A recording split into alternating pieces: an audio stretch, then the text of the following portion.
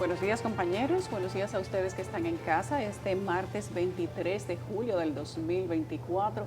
Ayer alguien me dijo que el año pareciera que va más rápido y yo creo que ciertamente es así. Pronto pestañaremos y estaremos contando las últimas semanas del 2024. El año va rápido, el calor también, las lluvias nos acompañan gran parte del tiempo y la dinámica del país avanza también. Buenos días para Catherine, para Nelson, para Federico y para ustedes. Decirles que pueden continuar con nosotros y deben de salir de sus casas a través de cdn.com.do en vivo. Continúan con nosotros a propósito en tiempo real. Hoy, este martes, nosotros damos seguimiento al, digamos que es el tema de los últimos 20 años, el Código Penal, 23 años específicamente. Ayer ha dicho el presidente de la República que no hay manera de que se apruebe ese Código Penal o que se pongan de acuerdo todos los que deben ponerse de acuerdo de que se dé este pacto social, ni extendiendo la legislatura. Y de eso nosotros hablaremos un poco más adelante. Hay miedo por el ántrax, este fenómeno que durante muchos años corrió como una teoría de conspiración internacionalmente y que en Estados Unidos, por ejemplo, se prohibió a la población abrir sobres de personas que no conocieran o de destinatarios que les pudieran parecer sospechosos justamente porque se usaba como un arma química en polvo. Pues se ha dicho durante el día de ayer por parte del gobierno dominicano que no hay confirmación de que esto circule en Haití, pero hay una gran verificación en República Dominicana y el mundo sigue su agitado curso. Catherine, estamos a pocos días de las elecciones de Venezuela, tenemos la mirada puesta allá. Ayer veía a María Corina Machado decir que la violencia es el método que ha elegido el actual gobernante de ese país, Nicolás Maduro, y que aunque esperan que las cosas salgan de la mejor manera posible, no hay manera de decir que las cosas van a salir bien en ese país. Y desde aquí nosotros sentimos, no sé si es más que pesar, solidaridad por la gente de Venezuela que quiere hacer que ese país cambie y no cambia. Buenos días. Yo tengo clarísimo qué es lo que va a pasar en Venezuela. Se lo comuniqué en privado a Catherine ayer. Si el tema surge en la semana, más o menos desarrollaré el discurso. Señores, el domingo es el Día del Padre. Yo siempre, como la madre y cosas, yo desde temprano, ese es mi estilo, yo lo digo aquí. Y por si acaso, el viernes es Día del Abuelo o de los abuelos, el viernes. Entonces es un fin de semana. De familia. Que voy en coche. O debería. Voy en coche. Ay, yo sé que no tenemos tiempo para hablar del Watergate de Pedro Sánchez. Viene un begoñazo. Un begoñazo, eso está creciendo. ¿Cómo él sale de eso? Como el espagueti aquel que se salía de la paila, tráfico de influencia, corrupción en los negocios, es un caso clarísimo, pero se le está dando vuelta. Pero la legislación española es muy benigna. El juez va a ir a la Moncloa a interrogarlo, pero si él quiere no da declaraciones porque la ley dice que usted no está obligado a declarar contra su cónyuge o familiares directos. Muy benigna esa ley. Soy para proteger el matrimonio. Buenos días, Federico. Catherine. Buenos días, Catherine, Yulisa, Nelson, amigos que nos ven, que nos sintonizan. Bienvenidos a Despierta con CDN. Sí, ciertamente, Nelson, yo siempre he creído que esa transición española se ha hecho sobre pies de barro. Ellos salieron a mercadear por el mundo su maravilloso proceso de transición con toda la alfombra por debajo llena del sucio del franquismo y de la guerra civil, pero bueno, esos polvos traerán estos lodos y bueno, en Estados Unidos se sigue, ya Kamala Harris aparentemente se agenció, aparentemente todos los votos de cara a la convención de agosto. También sigue sonando lo que decíamos fuera del aire, Yulisa, con el tema del servicio secreto, la investigación a Trump. Ya no bien perfilaron a Kamala y ya el trumpismo enfiló hacia Kamala. Estos van a ser 106 días de campaña sumamente interesante, como interesantes serán los días de aquí hasta agosto en la República Dominicana, con una juramentación por primera vez en el Teatro Nacional, toma de posesión del presidente, por segunda vez fuera del salón solemne de la Asamblea Nacional, que según Paliza, presidente del PRM, no son más que 4 paredes y un mural, por cierto, me parece que de Bela Zanetti, y muchas cosas veremos como el jueves cuando el presidente reciba, al final sabremos si habemos o no código penal, si el presidente lo rechazará, no lo objetará o no, si habrá tiempo siquiera de mandárselo o si la legislatura será extraordinaria. En definitiva, sobre la mesa muchas noticias nacionales e internacionales por debatir el día de hoy que estaremos sirviéndoselas con mucho gusto como todos los días. Catherine. Bueno, buenos días Nelson, buenos días Yulisa, Federico, gracias a toda la audiencia por conectarse temprano con Despierta con CDN. Hoy es martes 23 de julio, qué bueno que nos acompañan como cada mañana. Compañeros, faltan 5 días, Yulisa, 5 días para las elecciones en Venezuela. Como decía Nelson, ayer estuvimos conversando en privado sobre los escenarios para ese día. Vayan y lean si es posible y si no están ustedes inscritos, pídanle a algún amigo que sí lo esté, que lea un artículo que firma hoy María Corina Machado, por cierto, en el Financial Times, en donde ella expone una serie de argumentos. Con algunos de ellos yo coincido, con otros pocos, los menos no. La coincidencia está en que hay un movimiento ciudadano poderoso en este momento en la calle, y es un movimiento ciudadano poderoso porque es un movimiento que lamentablemente, y digo lamentablemente porque creo en la fuerza que tienen los partidos políticos para los proyectos democráticos, no cuenta necesariamente con el aceite necesario dentro de esas estructuras partidarias para movilizar a personas de cara a un proceso electoral tan demandante y tan importante para Venezuela. Las encuestas más razonablemente sesudas indican que la diferencia es abismal.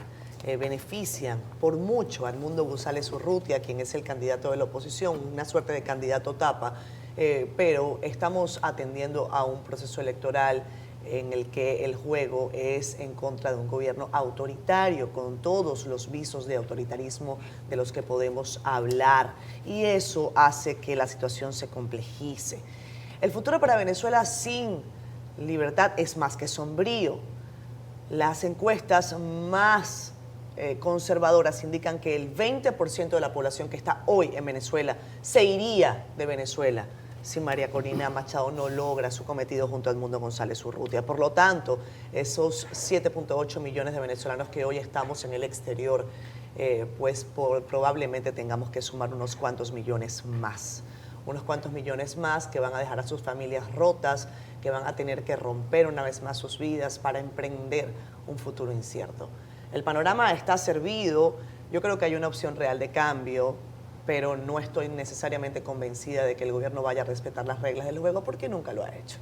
Entonces hay que determinar la influencia de la comunidad internacional. Ayer veíamos a un Luis Ignacio Lula da Silva, poderoso mensaje, decirle a Nicolás Maduro que no es con baños de sangre que se construyen las democracias, sino que es con votos, respetando votos. Y yo creo que quizás esos mensajes puedan ponerle a ese caldo algo de diferencia. Pero hablaremos de eso durante toda la semana, seguramente, compañeros, no quiero extenderme, pero como Yulisa hacía la mención y Nelson también, no podía yo dejar de hacer algunas consideraciones. Buenos días para todos. Hay que poner los ojos en Venezuela y ver. Me preocupa más ver qué dice la comunidad internacional, los que pensaban hace un año que Maduro ya no era tan dictador, porque la situación internacional del petróleo se ponía cada vez más peluda. Ver qué va a pasar y de qué manera simbiótica se van a correlacionar las elecciones de Estados Unidos con el resultado de las elecciones en Venezuela. Pero estaremos pendientes. Vamos a las portadas. Nuestro compañero Francisco Medrano está listo para contarnos cómo amanece el país y qué es noticia tras la mirada del Caribe y CDN. Adelante, Francisco. Hola, ¿qué tal, Yulisa? Muy buenos días a todo el equipo de Despierta con CDN y los amigos televidentes que están en sintonía con nosotros. Vamos a poner los ojos en República Dominicana y el periódico El Caribe, y lo hacemos con los organismos de defensa del país que activaron los protocolos ante posibles casos de anthrax, mientras que médicos llaman a no alarmarse. En la edición impresa de este martes traemos las declaraciones del presidente Abinader, quien expresó que se deben estudiar cuidadosamente y a profundidad los artículos del Código Penal. También ampliamos sobre la vicepresidenta de los Estados Unidos, Kamala Harris, que sienta las bases para obtener la candidatura presidencial de los demócratas. Vamos a cerrar la portada del Caribe con la directora del Servicio Secreto de los Estados Unidos, quien reconoció que el intento de asesinato contra Donald Trump supuso el mayor fallo operativo. Vamos ahora a la contraportada del periódico El Caribe esta mañana con informaciones del mundo de los deportes. Hablamos del dominicano Juan Soto, que consiguió ayer 2 de los 5 cuadrangulares de los Yankees de Nueva York y de esa manera ha rescatado dividir la serie de 4 juegos con una victoria de 9-1 sobre los Reyes de Tampa. Les invitamos esta mañana para que accedan a nuestro portal digital www.cdn.com.do. Aquí usted puede conocer otras importantes informaciones como esta del presidente Abinader, quien informó que el gobierno dominicano le da seguimiento a la alerta de Anthrax en Haití. Además, ampliamos sobre el apresamiento de un profesor que está acusado de abusar sexualmente de varias estudiantes adolescentes en un politécnico de Villa Altagracia. Y cerramos las principales de CDN Digital con noticias internacionales, y es que los demócratas seleccionarán a su candidato a las presidenciales antes del 7 de agosto. Así que todas estas informaciones pueden ser ampliadas en nuestro portal digital www.cdn.com.do, y también les invitamos para que adquieran la edición impresa de nuestro periódico El Caribe.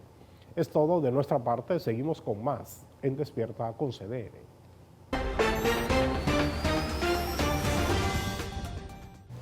Ayer les adelantábamos que Jean Suriel se reincorpora en el día de hoy, luego de unas largas y merecidas vacaciones. Buen día, Jean, tu reporte del tiempo. Muchísimas gracias, muy buenos días. Vamos a tener en las condiciones meteorológicas en República Dominicana la continuación de una vaguada justo al noreste de nuestro país en aguas del Océano Atlántico. Este fenómeno se ha combinado con los vientos alisios, esos vientos húmedos que llegan desde la región marina para combinarse sobre el territorio nacional y así aportar algunas precipitaciones. Para hoy tendremos el aporte de lluvias moderadas ahora en el transcurso de la mañana hacia el sur, sureste y hacia el noreste, pero ya en el transcurso de la tarde y durante la noche estará ampliándose la posibilidad de aguaceros, sobre todo hacia la región del Cibao, hacia la cordillera central y también hacia la zona fronteriza. Persistirán las lluvias esta tarde y esta noche hacia el sur, hacia el sureste y también hacia el noreste del país. Tendremos la posibilidad de algunas inundaciones repentinas, moderadas, pero también podrían ocurrir descargas eléctricas y ráfagas de viento por los efectos de la vaguada. Mientras tanto, hay una nube de polvo del Sahara que avanza hacia nuestra región y será mañana que llegue hasta el territorio nacional para así incrementar nueva vez la sensación calurosa y los procesos alérgicos. Estas han sido las informaciones del tiempo. Un placer tenerte por aquí, Jean. Ayer tuvo el informe del tiempo. Bueno, finalmente llegó Jean. ¿Viste? Él llegó ayer, Nelson. No es hoy que está reincorporando la vacación. Hoy se reincorporó a Despierta, pero ayer vimos a Jean rozagante. El flaco dice que yo me ocupé en decir todos los días dónde estaba él para que la gente lo supiera. Pero era un reporte meteorológico. Oíste, flaco, era un reporte meteorológico porque yo decía... Era un reporte de geolocalización. Claro, no, pero sobre todo era porque yo decía, si Jean está en Punta Cana, es que para allá no está lloviendo. Yo vi a los raros en el pelo de Jean. ¿En el cabello? Sí, como un partido que él tiene. No, pero ya él tenía ese partido. En Punta Cana hacen otra cosa aparte de tomar sol. Ah, no deja que haya un movimiento. Déjalo ahí. Déjalo ahí. Así, cálate bien, Jim. Aguanten. Estaremos observando. Sí, hay Miren, un por movimiento cierto, raro. hoy está de cumpleaños Alcides Espinosa, director de operaciones de CDN Canal 37. No vamos a dejar pasar la Felicidades oportunidad para Alcides. felicitar a Alcides. Alcides. Alcides, salud. Salud, Él es un Alcides. hombre de la chiva, también. ¿Cómo así? ¿Cómo Sí, así? sí, después yo te explico. Es un hombre Mira, me de la escribieron chiva. bien aquí. Un abrazo. Gracias por las tazas. ¿Quién fue que le Caramba, envió? Tenemos sí. tazas ¿Quién fue que le nuevas. envió? No sé, Yulisa, que la mandó a hacer. Gracias. ¿Oíste tú, Yulisa? La mandé a hacer, pero hubo un fallito. Un fallito. Aquí está la taza. Aquí está la taza, señores. Hasta la taza está Facebook, lleno de gente hablando y escribiéndonos y tenemos que saludarlos, nos encanta que sea así. Gracias José Roberto Ventura Guzmán por todos los cariños, por todos tus mensajes. Un abrazo, José. Daneris Luciano, buenos días, bendiciones. Gracias por mantenernos informados. A ti, Daneris, por estar con nosotros. Pedro Celestino Rodríguez nos manda feliz martes. Gracias, Pedro. Un abrazo para ti. También está Francisco Aquino Mejía, quien nos dice, Venezuela triunfará. Ojalá, amén, ojalá que sea así. Raven Cosme está en el Distrito Municipal de San Francisco de Jacagua. Dice, es que en Venezuela los maduros no los tumban ni se caen. Hasta ahora. Como el mamón en la mata, así que Yo no te voy a botea. decir, Hugo Chávez se hizo popular, lo popularizaron y en eso a veces los medios de comunicación hacen mea culpa, porque le pusieron un micrófono después de que dio un golpe de Estado, un micrófono y una cámara. Y entonces Hugo Chávez dijo en el año 92, cuando dio el golpe de Estado, el 4 de febrero, Por ahora. los objetivos no han sido cumplidos por ahora. Y eso se convirtió en una sentencia fatal para Venezuela. Pero bueno, los procesos políticos tienen eso, ¿no? A veces podemos relatarlos, a veces están todavía en curso. Juan Maluca, hola Juan, un abrazo. Gran equipo, gracias amigo, un abrazo para ti. Frank Manuel Valdés, muy buenos días, bendiciones a todos desde La Romana, un fuerte abrazo. Catherine, se le aprecia mucho de este lado, gracias Frank, un abrazo para ti. Guadalupe Graciano está conectada desde Los Negros de Azua. Henry Santana también está en Higüey, rumbo al trabajo. Henry, atento al volante, tus audífonos o tu radio o tu celular si nos estás escuchando por las redes sociales, pero pendiente del volante. Un abrazo. Jocelyn Martínez con nosotros también. Jeffrey Rodríguez, buenos días, despierta con CDN. Dice que hay agradable temperatura desde las terrenas, qué bueno. Alejandro Ramírez, buenos días, equipo, lluvia de bendiciones, Catherine, todos los buenos deseos para Venezuela. Espero que el podrido salga de una vez por todas. Un abrazo, Alejandro. José Santana de Champs también allí. Dice Jocelyn que esta taza, pero con mucho chocolate, que sería muy bueno. Coincido, Jocelyn. A lo mejor la producción te toma el dato. Guillermo Muñoz está en el municipio del Puñal de Santiago y Delio Samuel Marmolejos Frica, también en solidaridad con Venezuela y con la gente de nuestro país. Gracias, un abrazo. Dani Peña también, saludos para ti. Son las 7:15. ¿Qué pasó, Federico? La taza de Nelson. La taza de Nelson. Envidiable. Vamos a la pausa. Son las 7:20 de la mañana. Ayer se habló en la semanal del gobierno sobre la Organización Mundial de la Salud, que no ha confirmado casos de anthrax en Haití, pero que la República Dominicana ha obtenido algunas informaciones de los organismos de inteligencia del Estado. Se ha asegurado que el país da seguimiento al tema para tomar las medidas correspondientes de manera oportuna y ciertamente hay preocupación y preparación por parte de las autoridades con el tema de la frontera de República Dominicana. Vamos a ver lo que se dijo ayer. Tanto el MINER como el DNI, como el J2, nosotros le damos seguimiento. El J2 es el organismo de inteligencia del Ministerio de Defensa. Nosotros le damos seguimiento a todos los temas de Haití, no solamente los temas de seguridad, sino a diferentes temas. Teníamos esa información, la OMS todavía no ha confirmado ese dato, pero nosotros estamos de cualquier manera tomando las precauciones del lugar para prevenir.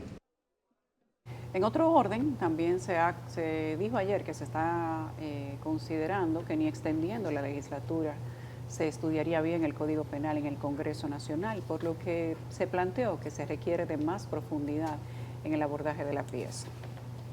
Bueno, yo con relación al anthrax y Haití, existen unos protocolos que están establecidos. Yo lo que creo es que hay que aceitar la maquinaria. Incluso el famoso cerco sanitario que dijo el ministro de Defensa o el Ministerio de Defensa en un memorándum el domingo, no se aplicó ayer debidamente atendiendo a los protocolos. Bueno, se aplicó en Elías Piña, nada más en la parte de Elías Piña, que fueron un poquito estrictos. Yo creo que no necesariamente tiene que haber un cerco sanitario como lo conocemos.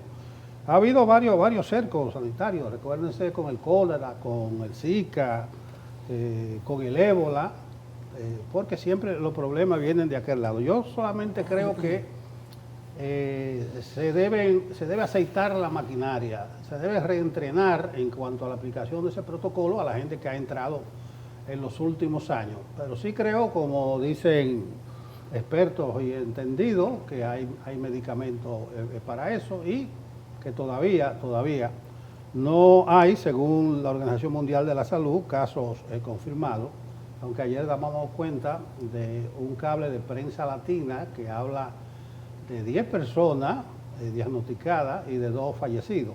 Entonces, ojo con esta situación del ANTRA. Lo que yo sí quiero decir algo es sobre el asunto del código, que el presidente Abinader parece dejó por terminada la discusión ayer, de manera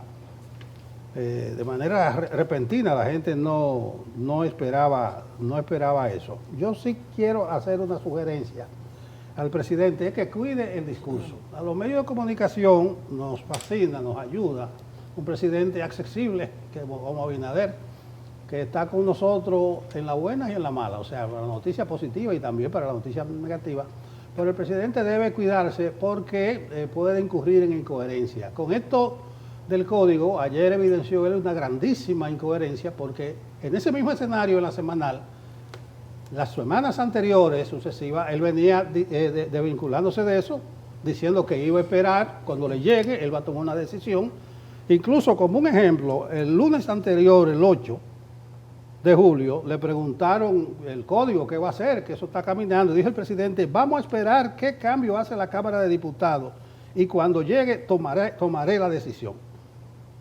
Y ayer él dijo que en la reunión del Consejo de Seguridad de Fuerza de Tarea Conjunta por la mañana, le dijeron que algunos artículos del código iban a debilitar la lucha contra la delincuencia y la seguridad. Entonces allí cambió de opinión. Él dijo que ese código hay que estudiarlo con más cuidado, que hay que establecer un mejor consenso y que una pena, dice él, que después de 20 años se esté en este punto. Y dice el presidente, ni siquiera con una legislatura extraordinaria se podía aprobar eso.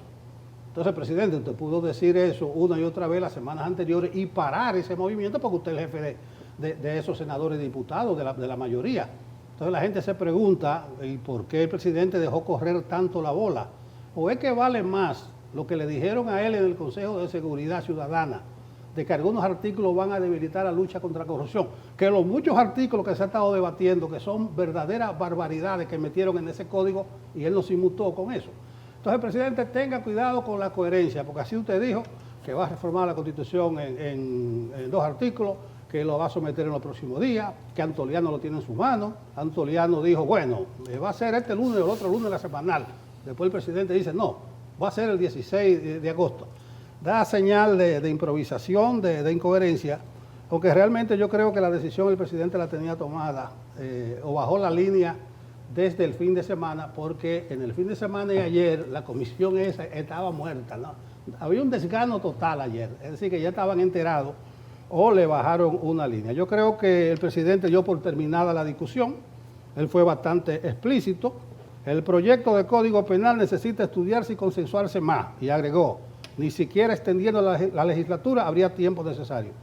Es el mensaje del líder indiscutible del partido, y si existe una militancia disciplinada en el PRM, eso se quedó de ese tamaño. Pero lamentable que la bola se agrandara tanto para nadar y nadar y nadar y morir en la orilla. A la gente le quedó cierta duda de por qué el presidente las semanas anteriores decía, espero que llegue a mi mano. Entonces ayer algún rayo de luz le dijo, eso hay que discutirlo más a fondo, hay que hacer un consenso mejor, y ni siquiera con una legislatura. Yo creo que eso se quedó de ese tamaño. Pero ojo, presidente, usted nos gusta mucho a los medios de comunicación porque siempre está a mano, pero hay que limar más el discurso para que no aparezcan incoherencias de este tipo. Yo creo que el presidente y el gobierno hicieron un recálculo. Hicieron como Waze. Recalculando. Calcularon la ruta. Es lo que honestamente creo. Y quizá el presidente no quiso ponerse la capa de superhéroe, que era lo que se estimaba. Yo creo que era lo que iba a pasar, ponerse que le iban a mandar ese código como una línea partidaria, coja su código y que el presidente dijera, no estoy de acuerdo con eso, échalo para atrás, otra vez 20 años, entonces cargarle el dado. Yo creo que el gobierno en general, no solamente el presidente, recalculó. el impacto de aprobar un código penal de esta naturaleza. Claro que para nadie es un secreto, hay muchos delitos que tienen la necesidad de ser establecidos en un marco legal que les permita persecución real en estos tiempos, pero no puede ser bajo el chantaje de eliminar derechos. Es que las cosas no funcionan así. El presidente habla de una serie de temas ideológicos. Yo quiero emplazar a todas aquellas personas que nosotros hemos estado consultando durante todas estas semanas y que quieren definitivamente un país con mayor amplitud para los derechos de las poblaciones vulnerables, niños, niñas, mujeres, etcétera, a que se establezca un calendario serio de contenido que incluya a los sectores políticos, quizás hasta los más conservadores de la ciudad. Esto hay que hablarlo. Esto hay que hablarlo para que no le digan a nadie después, es que ustedes no fueron suficientemente explícitas o explícitos. Es que eso no se había conversado. No. Esto hay que hacerlo público, hay que convertirlo en un diálogo nacional. Y yo no creo que haya que esperar 20 años para volver a discutir el Código Penal. Yo creo que hay que establecer un diálogo permanente en el que se logren mínimos de acuerdo que permitan que, por ejemplo, niños que han sido abusados por sus padres no se quede ese crimen impune. Que mujeres que han sido abusadas no tengan que ser revictimizadas porque tengan que tener un hijo del violador que las ultrajó. Yo creo que se pueden encontrar mínimos en la sociedad.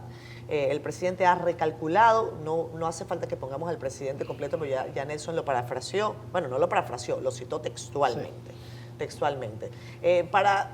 Lo del tema del Antrax, brevemente, yo creo que aquí nosotros estamos distraídos con ese asunto, no creo que haya necesidad de que estemos demasiado preocupados. Claro, hay que mantener protocolos, etcétera. Tenemos un país, señores, que es uno de los más pobres del mundo, al lado. Todos los protocolos necesarios tienen que establecerse, pero no creo que sea realmente una alerta mayor. En Haití, por cierto, ayer, brevemente, compañeros, si pueden poner las imágenes de la embajadora de Estados Unidos en la ONU, Linda Thomas Greenfield, llegó ayer, estuvo en el campamento base en donde se entrenan los militares, las policías, etcétera. También es una suerte de hospital en donde hacen eso es alrededor del aeropuerto de Puerto Príncipe. De ahí no han salido, Nelson, eso es una base.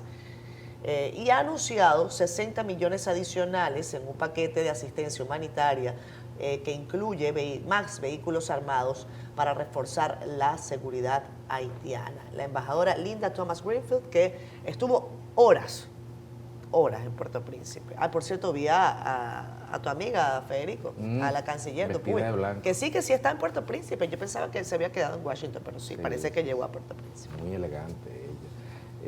Mira, Catherine, tú hablas de recalcular. El problema es que para recalcular había que calcular de manera previa. Y la pregunta es si calcular, porque no puede ser que tenemos 2-3 semanas hablando de esto y que en Palacio, porque vamos a decirlo claro, por mucha separación de poderes que haya y por mucha independencia del soberano, que es el pueblo representado por el Congreso, no es cierto, los que saben, no puede ser que un día Genao, nuestro amigo Genao, se levantó y dijo, caramba, pero ¿qué parece si aprobamos este código? Y lo propuso. Eso no es así que funciona. No en el Congreso, no en este país. Ahí hubo algo detrás. Una estratagema forzada a un fin. ¿Cuál era el fin? Bueno, no sé. Si hubiera sido parar la bola en la portería, lo ideal hubiera sido en el minuto final del juego. Es decir, cuando se cerrara el plazo y cuando le llegara la ley al presidente y el presidente dijera, yo no voy a promulgar esto y me caso con la gloria. Pero hacerlo así, un lunes con un micrófono, a una semana de haber dicho otra cosa, bueno. A lo mejor recalcularon, pero si tú recalculas lo que se calculó mal, el recálculo también te va a salir un poco díscolo. Lo cierto es que, como hemos dicho siempre, más que el fondo, yo creo que la discusión de rigor ahora es la forma. Si merece festinarse, si 20, 22, 24 años de conocimiento de un código pueden ser pasados por agua, escalfados, en 15 días, en 20 días. ¿Nos merecemos eso como sociedad? ¿Nos merecemos que ahora mismo no conozcamos a profundidad los cambios? No se trata solamente de oír a las partes, se trata de escucharlas y de hacer un proceso de construcción de consenso, similar, por ejemplo, que hizo el Defensor del Pueblo en estos días, hace 3-4 días en el Congreso de de seguridad social, escuchar a todos los actores para tomar una información real y poner algo sobre la mesa, porque no todos quedaremos conformes, pero al menos la práctica, el rigor, la honradez, la transparencia y la seriedad con que se aborda el proceso puede un poco servirle de aliento y de paño de confort a quienes no se sientan pues satisfechos. Y finalmente con el tema del anthrax, como dijo Nelson, ahí hay unos protocolos que eso es lo que hay que seguir. Ahora, nosotros dependemos del turismo y la agricultura, también un pilar fundamental, que se tome el protocolo en todos los lados, que las campañas de difusión vayan en esa línea, que nosotros vivimos al lado, nosotros que recibimos 10 millones de turistas, 11 millones de turistas, vivimos al lado de un país que tiene anthrax. La historia es preciosa para los medios de comunicación que quieran hacer a nivel mundial, que quieran hacerle daño al turismo en la República Dominicana. Ojo con eso y actuemos preventivamente también. Hay un protocolo del anthrax, que por cierto es mundialmente conocido, ya que el anthrax, o el nombre científico que tiene, que es el Bacillus anthracis, se encuentra en los fluidos y en la sangre de los animales y es además una enfermedad zoonótica infecciosa que se produce por un bacillus que va a los animales. No se transmite de persona a persona, sino de animales a personas. Según el protocolo internacional y de la Organización Mundial de la Salud, hay signos que son principales y se detectan fácilmente por la muerte súbita con sangre sin coagular en orificios, en todos los orificios de los animales, ano, nariz y boca. Y dice este protocolo que en los caballos es más común caballos, cerdos y vacas, y que hay unas especificaciones clínicas que si son detectadas, aunque sea en un animal, hay que poner en cuarentena a toda la población animal. Y que inmediatamente se detecte uno, pues por ahí empieza a iniciarse el protocolo, que es prácticamente de barricada contra el anthrax.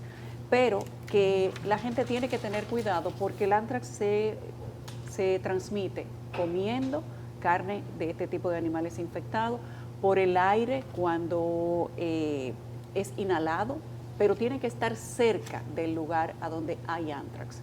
O si tiene una cortada y tocó a una superficie que está infectada, o usted manipula una carne que está contaminada, pues de esa manera se contagia. Por eso es entendible lo que han dicho las autoridades del paso de animales de Haití a República Dominicana. Desde el año 2023 se vienen monitoreando en África 5 países que tienen o permanecen con casos positivos de anthrax y se habla de más de 1.266 casos. En República Dominicana todavía no se conoce el primer caso de anthrax, pero siempre es bueno que las autoridades mantengan una especie de campaña de comunicación con la sociedad, donde le expliquen de qué manera prevenir este tipo de cosas, porque nosotros tenemos un paso fronterizo que hay y no hay una especie de barrera, y como ustedes saben, se prohíbe por un lado, pero los nacionales vecinos pasan por el otro y cruzan con sus animales como Pedro por su casa, y eso tiene que tener algún tipo, si no de control, entonces de prevención o de comunicación para la población. Respecto del Código Penal, de lo que decían las autoridades ayer, de que lamentablemente no se ha dado el pacto social que se necesita para ponerse de acuerdo con los artículos que han detenido este Código Penal. Se ha intentado decir que es solamente por las 2 causales que faltan y realmente es mentira. Hay que reconocer que finalmente alguien hizo entender de que no se puede aprobar un código penal como se encuentra, y eso lo ha hecho la fuerza de tarea que se reúne los lunes y que da la información que aparentemente es la más creíble para quienes tienen que tomar la decisión. Lo que se ha dicho ayer desde la Presidencia de la República es exactamente así. Aquí no hay un acuerdo en el que se pueda aprobar un código penal como está, porque aquí tenemos discursos de barricadas y tenemos la población, tenemos la sociedad dividida en 2 grupos, los que supuestamente son anti algo y los que supuestamente son pro algo. Y mientras eso no se lleve a un plano de discusión científica y judicial y social, no va a haber un verdadero acuerdo. Mientras aquí se esté discutiendo simplemente la religión suya contra la mía, o lo que yo creo contra lo que usted cree, aquí no va a haber un acuerdo para el tema del Código Penal. Pero hay que irse a lo que es tangible. Ayer la Oficina Nacional de Estadística publicó un informe, o dentro de sus datos hay informes de cuántas niñas paren en República Dominicana menores de edad. Esto, quiero hacer el reconocimiento a la publicación del Listín Diario, que hizo una cobertura más amplia de los datos de la Oficina Nacional de Estadística. Niñas de 9 a 13 años, hay 156 que dieron a luz. Una niña de 9 años resalta dentro de todos esos casos porque se supone que con 9 años una niña no debería de parir, de 11 tampoco, y hay muchas niñas de esa edad.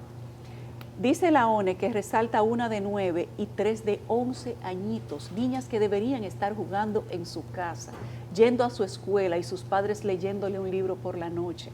Y lo que están haciendo es pariendo y cuidando niños que deberían estar en manos de otras personas. Por supuesto, estos casos se complementan con otras de 12 años que parieron 15. 122 de 13 años también dieron a luz al completar el 2023. De 14 años parieron 506. De 15 años, 1.192. De 16 años, 2.252 niñas o jovencitas pasaron por la sala de parto. Y de 17 años, oigan esta cifra, 3.525 muchachas de 17 años parieron el año pasado. Por supuesto, esto suma más casi 5.000, 4.000 y tantos casos, no, 7.000 y tantos casos. Eso te iba a decir. No hay 7.000 violadores en las cárceles. Eso te iba a decir. Porque entre 9 y 17 años no hay consentimiento para usted tener una relación sexual con una niña. Además, ir donde una niña de 8, de 9 años, de 11, es que a uno se le erizan los pelos de pensar una cosa así. Y yo le pregunto a las autoridades del Ministerio Público que han hecho entrar en razón al Poder Ejecutivo, ¿dónde están esos 7.000 violadores? Y si es que realmente en este país se puede aprobar un código penal que permita una barbaridad como esta y que le cree un hábitat, una biodiversidad a la violación infantil y a los violadores de no tener una pena que como mínima sea la castración, y que le diga a una niña de 9 años que tiene que parir un hijo de su violador, Exacto. y a la familia que tiene que mantener de manera perpetua a un resultado, a un producto, a una niña de 9, 8, 11, 13, viviendo todos los días con el resultado de su violación.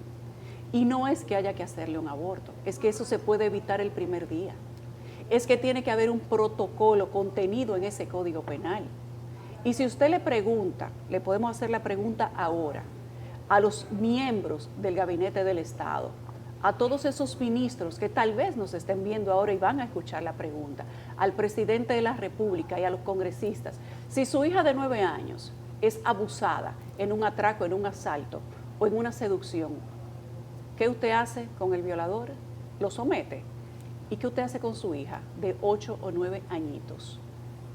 Usted no la lleva al médico primero para ver si se puede evitar o confirmar lo que sucedió o que pueda haber un posible parto, y si lo confirma, ¿usted dejaría que su niña de 8 o 9 años para?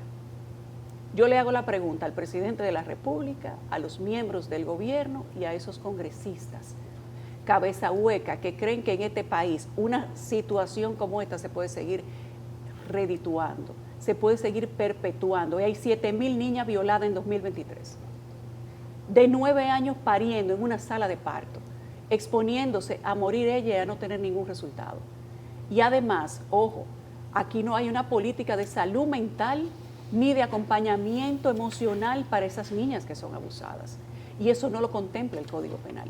Entonces tiene toda la razón el presidente de la República. Aquí no hay un pacto social ni hay un acuerdo real para aprobar un Código Penal como ese. Esa es la pura realidad. Y mientras eso no se dé, que no se apruebe el famoso Código Penal. Lo de los crímenes, lo de la corrupción, también eso es verdad. Lo de los tribunales paramilitares, eso es verdad. Le han tendido una cama y se lo han hecho los congresistas que se han sustituido una y otra vez durante 23 años, porque este es un país de conchupancias, donde nadie quiere atrapar al otro, donde simplemente se quiere hacer la ley para el enemigo. Para mis enemigos la ley, para mis amigos todo. esa es la sociedad que vive República Dominicana, donde se quiere aprobar un código penal que va a perpetuar esa situación. Tiene toda la razón cuando dice que aquí no hay condiciones para aprobar el código penal, ni en esta legislatura ni en una extendida. Eso es así. Bueno, suscribo absolutamente todo tu comentario, Yulisa. Hay que suscribirlo, totalmente de acuerdo. Señores, vamos a hablar algo del cambio de escenario para la juramentación, que va a ser en el Teatro Nacional. Hay unas declaraciones de Paliza al respecto, bastante raras, e incluso con algunos errores históricos. Cuídate, Paliza, cuando escribe eso. Dice Paliza, él defendió que la toma de posesión del 16 de agosto del presidente Abinader y la vicepresidenta Raquel Peña se haga en el Teatro Nacional. Eso es el discurso de Bosch, pero Bosch tomó juramentación en el Congreso Nacional. Claro, eso fue afuera. En esa misma publicación podrían buscar, si yo Otra creo que fue foto. publicación del Caribe, con datos de OGM, podrían buscar los honores militares en el Congreso, porque Paliza dice, entre otras cosas, que Bosch tiró el discurso desde el Palacio Nacional. Bueno, tiró el discurso del Palacio Nacional, pero eso juramentó solemnemente delante de delegaciones, muchas delegaciones extranjeras. Para la época, ahí está juramentando parte del gabinete después de los discursos.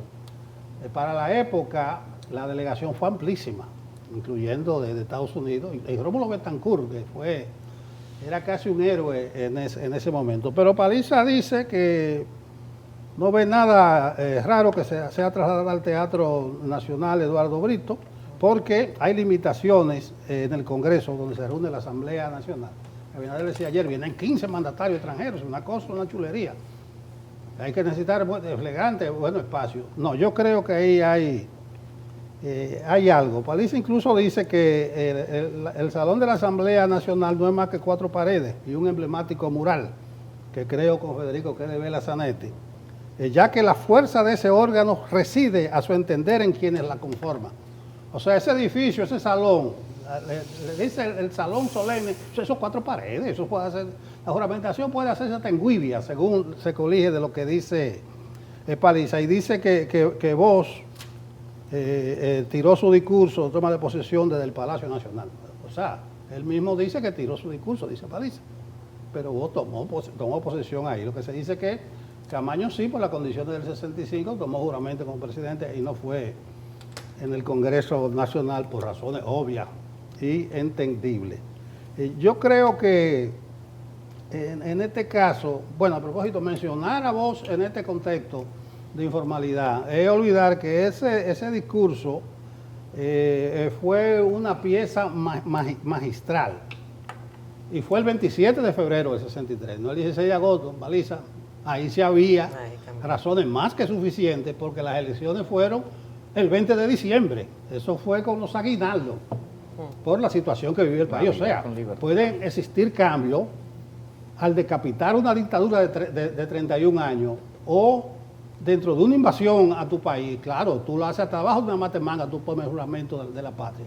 Pero ahora no es esta situación. Ahora es un asunto de comodidad, un asunto de confort, que es lo que se ha argumentado. Y yo creo que hay que tener cuidado con ese tipo de movimiento. Claro, no está violando la Constitución, porque yo revisé el artículo 127 y dice que prestarán juramento ante la Asamblea Nacional con el siguiente juramento, juro. O sea, no dice en la sala, en el edificio, sino ante la Asamblea Nacional, constituida en este caso en el Teatro Nacional. Y también en las atribuciones de la Asamblea Nacional, que revisé la Constitución, no dice que es ante la Asamblea Nacional que toman el juramento, pero no dice que es en la sede, en tal sitio, en la Duarte de Comparís o en Sabana Perdida. Sí, dice en la Asamblea Nacional. La Asamblea Nacional es lo que la conforma, según Paliza. Y lo que hay ahí son 4 paredes. 4 paredes, Paliza, que eso ha sido sometido, yo vengo siguiéndolo del 2005, un poquito antes con Milagro Altivo, de una comisión de reforma de ese edificio. Y ahí el BID principalmente ha invertido varios préstamos. Y se ha anunciado que está remodelado. ¿Y para qué se hicieron todas remodelaciones. Yo lo que espero es que no se tomen decisiones por capricho, o sea, que no se pueden explicar. Dime la razón, que allí es más cómodo. Bueno, yo me imagino ahora funcionarios haciendo sus asambleas, sus reuniones. Vamos a buscar el hotel, que es más cómodo en el hotel, en una terraza con una cosita allá. ¿En la playa? ¿En un ¿Eh? país caribeño, la playa? La playa, vámonos a Juan Dolio, Pero vámonos es que para la la lista de Romana. invitados es tan grande que Es no muy caben. grande, Mira, son más de 20. Bueno, por eso digo que tiene algo de caprichoso eso. Yo- Y aquí termino, hay que tener cuidado cuando desde el poder se toman decisiones que la gente como que, ¿y por qué fue? Ah, no, porque por allí estamos más cómodos. Hay que tener cuidado con tomar decisiones tan alegres. Yo espero que vayan vestidos de blanco, los caballeros es el código, y la dama con falda y zapatos negros. Y lo digo porque en el Teatro Nacional usted puede entrar hasta el calzoncillo, según un machepismo que usted puede entrar con cualquier código de vestimenta en el Teatro Nacional. Atención, director nacional, he prestado que usted le va a dar Abinader, ahí va a ir la gente de flaco. Hay cambios, incluso hasta el 73, ahora se usa blanco. Balaguer cambió eso, Balaguer dijo, oye, en el verano vamos a traje blanco para que sea más fresco. Es decir, que se pueden hacer cambios. Por lo menos Balaguer dijo, traje blanco para el verano y negro cuando estemos fuera en otoño o al invierno. Pero por lo menos ahí Balaguer se apoyó en las estaciones del año. Pero ahora es que allí es más cómodo, con buen aire, Mira. con varias entradas, con mucho parqueo. Bien. Mira, Delson, Ya, Sigmund Bauman en La Sociedad Líquida, yo creo que habla mucho de eso. Y la palabra precisa, y es hiriente, pero bueno, estamos aquí para decir no solamente lo que queremos, sino la verdad. La palabra es chabacanería. Esa es la palabra. Y la palabra ofende, porque el poder es esencialmente simbólico. Lo que diga Paliza es irrelevante y lo que digamos aquí todo es irrelevante. El poder tiene 5.000 años siendo simbólico, 6.000 años siendo simbólico. Los reyes no se juramentan no se ponen una corona de longaniza, sino una corona de oro. El Papa no da misa en traje de baño, la da vestido de blanco. Y la tiara que usa el Papa era la tiara que usaba el Pontifex Maximus romano hace 2.000 años y a su vez la que usaban los magis de Irán hace 2.800 años. Pero resulta que en esa lógica, entonces el presidente Abinader, en vez de una banda, como es un símbolo, pues una toalla y juramentarse en traje de baño también. Y no comparemos, respetemos la solemnidad del poder. Eso es más que 4 paredes y que un mural, mucho más que eso. Ese es el recinto sagrado donde descansa Sancta Sanctorum de la democracia. Son esas 4 paredes. En el templo, en el libro de libros, en el templo, el Sancta Sanctorum era el lugar más sagrado del templo, donde residía la presencia de Dios. Y ahí reside la presencia de la solemnidad del Estado. Si el poder no fuera simbólico, Capochi y Juan Miguel Román no hubieran muerto, y Fernández Domínguez no hubieran muerto tratando de coger el Palacio Nacional, porque había que tener el símbolo. Y con perdón de quien se ofenda, el peor de los ejemplos, en este casito, en esto solamente, podría ser el de Bosch. Porque Bosch, después de 31 años de una psicorrigidez estructural, de una dictadura, de unos guardias que estaban acostumbrados a hacer las cosas como se hacían, se relajó tanto, flexibilizó, se fue de un extremo a otro, queriendo en su espíritu democrático abrirse. Corrígeme, Nelson, que hasta con jugo de coco, con agua de coco, fue que se brindó y no con champaña. Y la burbujita es parte del ritual. Pero cuando tú levantas la copa, tiene que hacer efervescencia. No puede ser agua de coco, por muy folclórico que queramos ser. Ni Baví de Bojuco. ¿Perdón? Ni Baví de Bojuco. Ni Baví de como Bojuco. Salvador Entonces, Blanco. busquen otra excusa. Busquen otra excusa. Si ustedes quieren hacer un show, pues el lugar apropiado es el Teatro Nacional, indudablemente que sí. Ahora, ¿qué va a seguir después en esta sociedad líquida? El que venga después, en el 28, en el 32, en el 34, cuando venga el Mesías, el outsider a que todos tenemos miedo, y venga, ¿dónde se va a juramentar? ¿En el Olímpico? Porque ya hay un precedente. ¿Cómo vamos a volver a llevar al poder al Palacio del Congreso, a la majestad del Palacio del Congreso? Yo no sé de quién fue la idea, esto no es una producción, me imagino de quién pudo ser y me imagino quién hará la producción, pero es que esto no es una producción de un evento y por lo tanto el teatro no es el lugar. Esto es lo más solemne en la democracia de un país, lo más solemne, lo más sacrosanto y como tal tiene que blindarse en las formas, porque la definición de solemne que me dijo mi profesor Julio César Castaños Espaillat Guzmán una vez en la Pucamaima es cuando la forma importa, es parte consustancial del fondo. Y en derecho civil creo que hay 4 actos solemnes. La donación, no me recuerdo ahora, la donación y 3 más. Y entonces la solemnidad, guardar las formas, blinda la sustancia del fondo, aunque fuera así. Entonces, a mí me da mucha pena eso. Sé que lo van a hacer en el Palacio, en el Teatro Nacional, quizás cuando estén inventariando el listado de invitados nacionales, como si ellos no controlaran el listado de invitados nacionales, porque al final de cuentas, en ese acto, nada más tienen que haber 230 personas, 195 diputados, 32 senadores, la esposa del presidente, la vice, y ya listo, lo juramentamos. De ahí para allá, todo es un show. Y si es un show, el lugar apropiado puede que sea el Teatro Nacional. Miren, yo voy a mostrarles una fotografía porque haciendo recurso de la memoria, no la mía, sino la de los buenos amigos televidentes, me han hecho llegar estas imágenes de 1989. Carlos Andrés Pérez, Caracas, 4 de febrero, 20 días antes del llamado Caracazo. Asumía el poder en la segunda oportunidad, se juramentaba, y ahí eso también fue aquella kermesse, ¿no?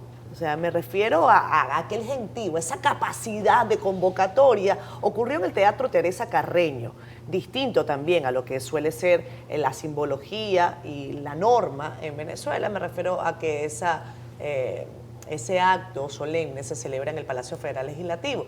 Bueno, en aquel año lo hicieron en el Teatro Teresa Carreño en Caracas, acudieron más de 20 líderes, incluido Fidel Castro, que fue, como saben ustedes, la sensación del bloque.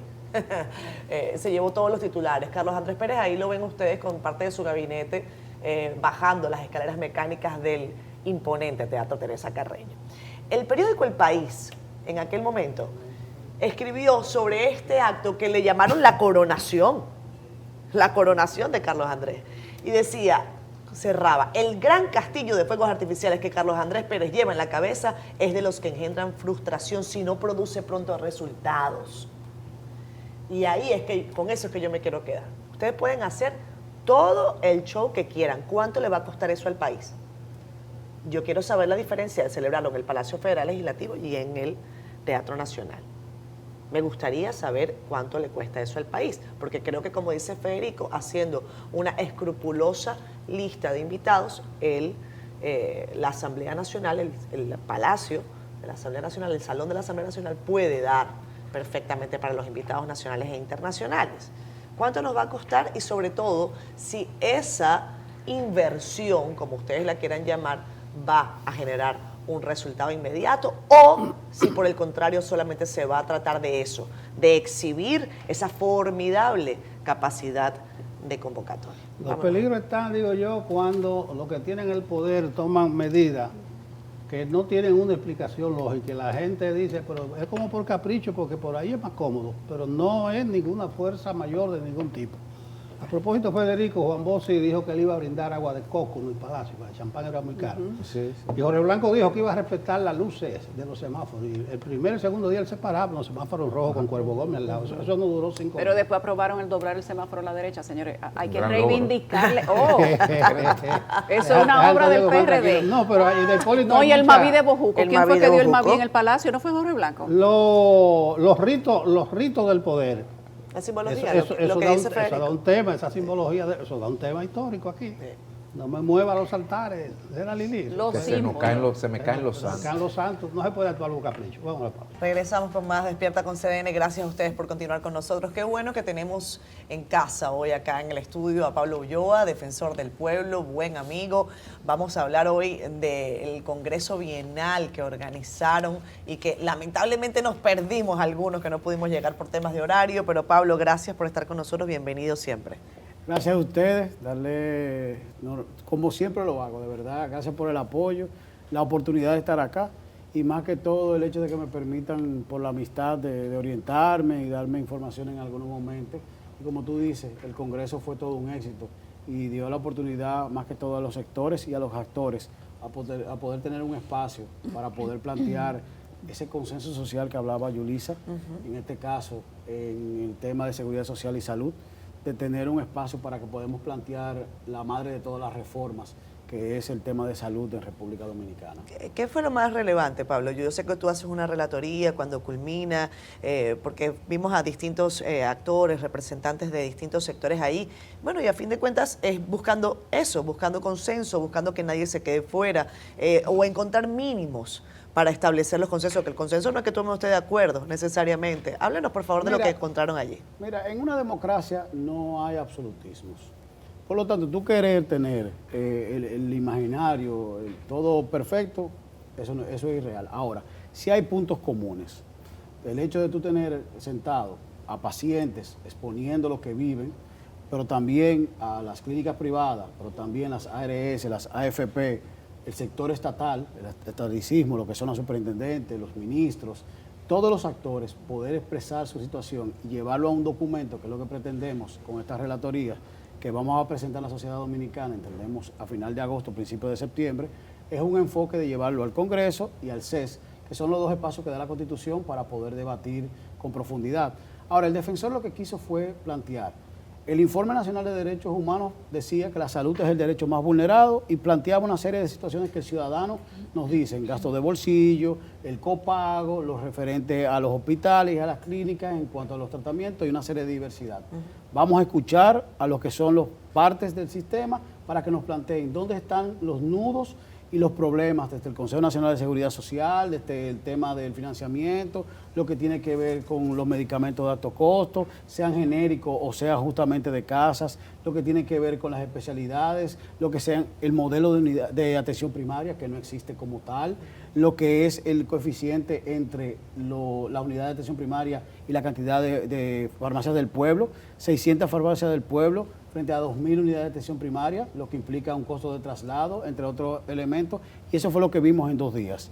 Ahora lo que toca es al defensor poder hacer un documento que recoja esto y lo plantea de una manera que sea entendible para que los congresistas de la República, estuvo presente el presidente de la bicameral, que se supone que repetirá como presidente, y si no, quienes conformen la bicameral van a tener en este documento un punto de acción para que puedan entender qué es lo que tiene que pasar en una nueva ley de seguridad social. E incluso tuvimos a Arismendi Díaz, que nos contó cómo fue que se inició este proceso. Tuvimos expertos internacionales como el exministro de Salud de Colombia, que es el nódulo de salud que nosotros elegimos, y él nos explicó en su momento cómo era, y luego el debate ahora.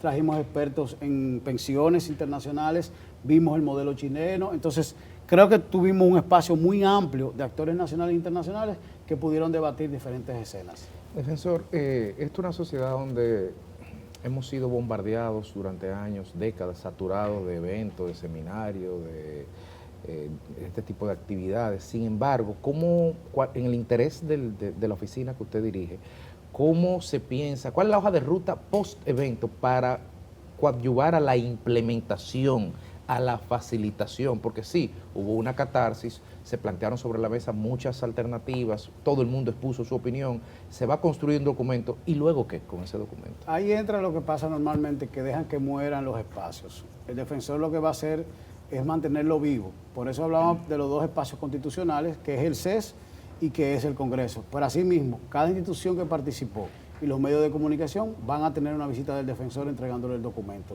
Nosotros no vamos a permitir que muera. Ahora, ya es una decisión de carácter político, jurídico, legislativo, el hecho de poner en la agenda legislativa a partir del 16 de agosto, en la segunda legislatura, este tema. Nosotros vamos a seguir incidiendo y vamos a tener una agenda mediática para que el tema de seguridad social no muera, porque es el derecho más vulnerado en la República Dominicana y nosotros nos debemos al ciudadano y a la ciudadana. Por eso el hecho de nosotros plantearlo, el Congreso en este momento, previo a la conclusión de la primera legislatura y presentando la posibilidad de que la segunda legislatura, dentro de la agenda de la Comisión Coordinadora, que tiene que partir el 16 de agosto, esté en primera línea la seguridad social como tema de reforma. En la amalgama de reformas que plantea el Poder Ejecutivo, para nosotros la más importante es esta, seguridad social. Las otras vienen a añadidura porque si tú reformas la ley de seguridad social, combates la informalidad. Porque el 85% de las empresas son micro y medianas y son unipersonales. El 57% son informales en términos del tejido empresarial. Tú combates con esto el tema de lo que es el mercado laboral para poder al mismo tiempo lograr un mercado más competitivo. Pero también tú estás viendo ahí la parte educativa. Entonces, la seguridad social te permea todo. Al mismo tiempo, tú puedes visualizar otros elementos que la sociedad demanda y no quedarte en reformas parche, que sea, bueno, vamos a hablar de cesantía, no, vamos a hablar del mercado laboral, vamos a hablar de educación, no hablemos solamente del 4%, vamos a insertarla, porque al fin y al cabo la seguridad social es salud, pensiones e implica mucho más. Pablo, fui invitado al Congreso, no pude asistir, pero se te dio tu debido apoyo de los medios que dirigimos. Mucho y lo agradezco. Sí, entonces ahí hay un documento base que va a servir de mucho, pero en problemas puntuales, incluso que tienen que ver con el tema de la seguridad social, en ocasiones te he visto activo con el asunto de la ARS, con casos que rayan en la denegación de salud, que el cobro en efectivo, que la cobertura. Hasta de cadáveres. Sí, más o menos, ¿cuáles de estos aspectos concretos de la vida real se pueden incorporar ahí en esa discusión? Mire, el 12% de los casos que llegan al defensor del pueblo tienen que ver con el tema salud. Nosotros tenemos casos que tienen que ver con clínicas que no quieren dejar que el ciudadano salga, aún habiendo en algunos casos hecho acuerdos de pago. Clínicas que dividen y hospitales la factura entre los honorarios médicos con el tratamiento. Tenemos temas relacionados con personas que fallecen y no quieren entregar el cadáver. Tenemos el tema de medicamentos, aún teniendo la cobertura en el seguro, y ahí tiene que entrar el defensor justamente a validar esta información, para ponerle temas relacionados a esta parte. Sí hay temas relacionados a incidencias en cuanto a las decisiones políticas, por ejemplo, los medicamentos de alto costo. Por eso quisimos tener a pacientes, incluso uno que trabaja en la superintendencia de pensiones, que sobrevivió el cáncer, y él planteaba justamente su situación y cómo los medicamentos de alto costo, viéndolo desde el punto de vista de la política del Estado, tienen que ser más flexibles, no solamente en el tema de compra, que lo plantea el director de compra, sino en los costos. Porque, ¿qué pasa, Nelson? Nosotros tenemos una política de compra gubernamental, pero no tenemos una ley que valide el hecho de que tú puedas comprar medicamentos genéricos. Y no hablo en contra de ninguna casa particular, sino que los costos asumidos desde el punto de vista de una casa particular y un medicamento que pueda tener los mismos ingredientes o la misma patente, puede permitir que alguien pueda comprar un medicamento para la presión, para la diabetes o para otro tipo de enfermedad. Y eso se da continuamente y es parte del gasto de bolsillo. Por eso nosotros significábamos que casi el 44% del presupuesto de las personas se van en el tema justamente de la salud, y es un peso muy grande para el 8.8% de los hogares más pobres, que es realmente lo que nosotros tenemos que velar como políticas públicas. Ulloa, aquí se habla desde hace mucho tiempo de una modificación a la Ley de Seguridad Social. Ahora, dentro de este gran plan de reformas que ha manifestado el gobierno, se habla de una modificación a la Ley de Seguridad Social. Sin embargo, esto va, o como lo ha hecho en el pasado, a enfrentar diferentes intereses.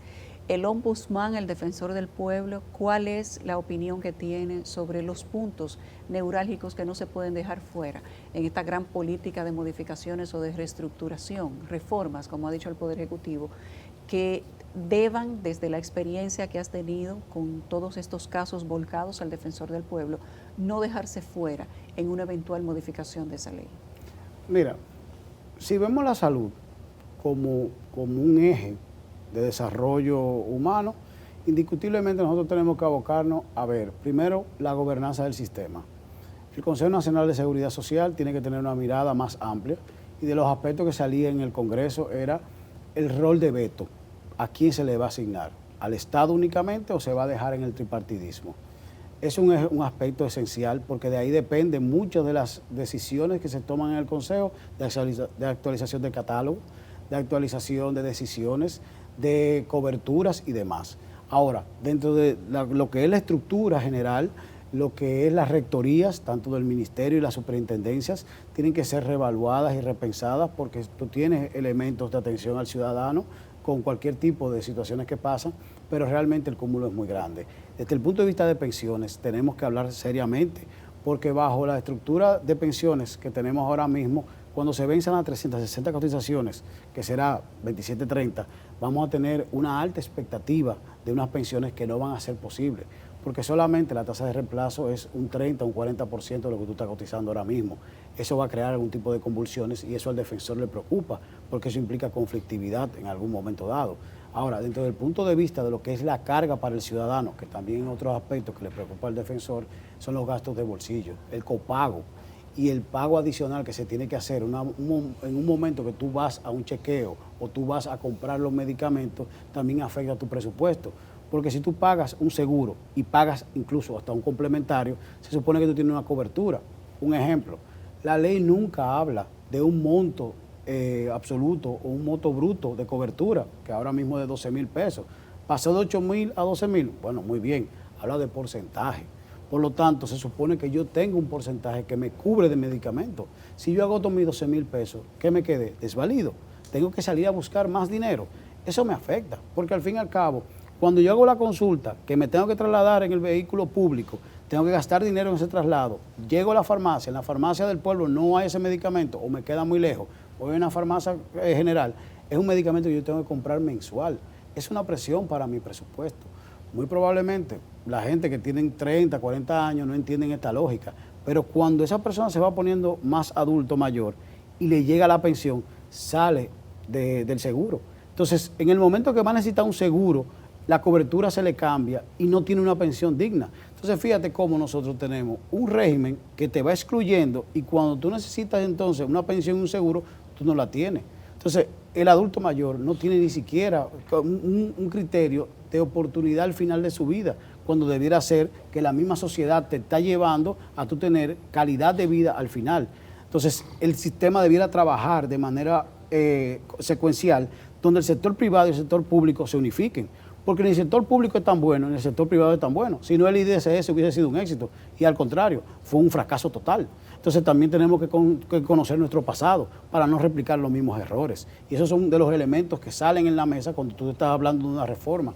Y creo que muchos de los actores están conscientes. Independientemente de que pueda haber críticas del sistema actual, estamos conscientes de que hay mayor cobertura, de que existe mayor prestaciones de servicio, falta un modelo definido de atención primaria, porque sí se tienen unidades de atención, pero cuando se le pregunta qué es la entrada al primer nivel o los tipos de entrada a los diferentes niveles, sí falta una claridad y creo que es parte también del trabajo propiamente y eso va a implicar una mayor calidad de los médicos y va a implicar unas características. Por igual las clínicas privadas se quejan de un costo de reposición en cuanto a la entrada y salida de usuarios que tienen que discutir con las ARS y creo que es parte de lo que se tiene que discutir dentro del mismo sistema de gobernanza dentro de la seguridad social y ahí van a entrar las superintendencias, incluso el planteamiento en cuanto a la necesidad de tantas superintendencias o si los mismos ministerios pueden asumir parte de las responsabilidades. Por lo tanto, no solamente es de organigrama, de procedimiento, de gobernanza, sino de la misma calidad en cuanto a sostenimiento, sostenibilidad o financiamiento, sino también lo más importante, que le está llegando al ciudadano y la ciudadana, que es la queja que nos llega a nosotros y es por la que nosotros damos la voz de alerta. Creo que has dicho una palabra clave, Pablo, que tiene que ver con el asunto de la gobernanza. Este consejo que, por ejemplo, tiene años sin discutir un catálogo de servicios para que el sector pueda operar de una manera más o menos regular, el tema de los vetos. Mira, te voy a poner un ejemplo. La ley plantea un plan básico de salud. Sí. En el 2001 fue aprobada. Y en el 2007, por un consenso de las fuerzas políticas, se hace un acuerdo y se hace un plan de servicio, un PDCS. Ese momento se toma esa decisión, pero la ley no lo recoge como tal. La ley tiene, por ejemplo, tiene un seguro de desempleo que lo esboza muy generalmente. Entonces hay un debate con el mercado laboral o la cesantía, que entonces tú tienes ahí elementos de donde poder sentarte en la mesa a discutir ya más profundidad. Lo que pasa es que también ahí entra algo que Yulisa planteaba y me gustaba mucho. Miren, las fuerzas políticas tienen que entender, y lo digo porque la semana que viene vamos a traer a Juan Manuel Galán y vamos a hablar de democracia y participación en América Latina. Las fuerzas políticas tienen que entender que el consenso social es la expresión de lo que ellos tienen que hacer dentro de los congresos y en los poderes ejecutivos. Y aquí estamos perdiendo del norte que las fuerzas sociales tienen que ponerse de acuerdo, pero los políticos tienen que aupar esos consensos. Por eso el Código Penal tiene esa situación que se va a diluir y se cae, y yo lo significaba desde el primer momento, cuando me preguntaban qué iba a pasar, lo que está pasando. Por eso las reformas, de las 14 reformas, solamente pasó la electoral, y era porque había un interés marcado de la Junta Central Electoral y tenía un proyecto de ley, pero que quedó truncho, no pasó como tenía que pasar. ¿Qué no pasó? La fiscalización a los partidos políticos, no pasó el fiscal de delito electoral y no pasó lo que implica necesariamente transparencia. Pero entonces, todas esas reformas van a implicar un diálogo serio, honesto, y implica necesariamente ponerse de acuerdo previo al debate o previo a los consensos. Entonces, esos núcleos de consenso social no necesariamente son partidarismos, al contrario, implican actores de diferentes sectores que tienen que ponerse en una sola línea. Y esto no es ideológico, esto no es religioso, esto no es afectivo, no es filosófico. Es que tú tienes que trazar un país. El pacto de nación implica más que una ley. Fíjate, nosotros tenemos la ley 112 que sale del artículo 241 de la Constitución. Ahora que hablamos de la reforma de la Constitución tiene un artículo y hay una ley. Y esa ley se murió, la dejaron morir. Planteaba 3 acuerdos. El fiscal, que nunca se aprobó por un tema político. El educativo, que nosotros le tenemos un dolor a la sociedad porque no supimos invertir un 4%. Y el eléctrico, que se ha quedado un 62%. Y no se va a aplicar lo que tiene que ver con la tarifa, aún creando un fondo de compensación social de casi 800 millones para que la factura no suba. Pero tú tienes el mercado laboral y el de seguridad social, que son 2 acuerdos que yo planteo como pacto que se tienen que hacer. Entonces, la sociedad tiene que abocarse, y yo creo que ahí el liderazgo del partido de gobierno, que es el que ha sido reelecto, que tiene una mayoría absoluta en el Congreso, tienen que entender que las cámaras tienen que abrirse, y yo creo que el presidente tiene la vocación a escuchar los sectores para que más sectores puedan expresarse, porque si nos vamos a los votos, en las cámaras tienen los votos absolutos. Ahora, yo creo que hay personas que tienen una visión de Estado amplia, una experiencia internacional, que pueden ayudar un poco a ver más allá y puedan entender dónde están los meollos que no permiten que algunas reformas pasen, o puedan ayudar a nuclear sectores y poder generar un diálogo que permitan apoyo para que las reformas sí pasen. Porque al fin y al cabo somos nosotros que estamos entrampados. Sino que aquí no hay un equilibrio fiscal, no es reduciendo ministerios. El tema aquí no es un Ministerio de Educación con Educación Superior. Aquí el tema termina siendo que los procesos, cuando tú vas a solicitar una beca, no te lo den por un tema de un concho primo o una ayuda por un tema político. El tema es que el muchacho que tenga buen índice académico en Vallagual, en La Vega, pueda recibir el apoyo que necesita para poderse hacer profesional y que no piense irse en Estados Unidos. Porque aquí no podemos vender que el tercer ingreso económico de la República Dominicana son las remesas de aquellos dominicanos que emigraron, porque aquí no existe oportunidad. Entonces, es un sistema que tenemos que pensar, y es un pacto a 10 años, a 20 años, 30 años, y el que venga lo que puede hacer ajustes sobre la base de indicadores. Yo quisiera que a mí me hablaran que están reduciendo las casas de acogida de la mujer, no porque no creen eso, sino porque los feminicidios están bajando, o que están bajando las tarjetas de solidaridad, no en los montos, sino en la cantidad, porque menos personas las necesitan. Entonces son discusiones más profundas que el simple hecho de hablar de políticas sociales. Entonces son indicadores de resultados, porque nosotros tenemos un ingreso per cápita de $11.667, y dice el Latinobarómetro que solamente el 67% de la población no tiene acceso. Entonces hay una concentración de la riqueza que lo vemos en el día a día, y esos son temas de convulsión social que a un defensor del pueblo o un hombre de Estado le tiene que preocupar.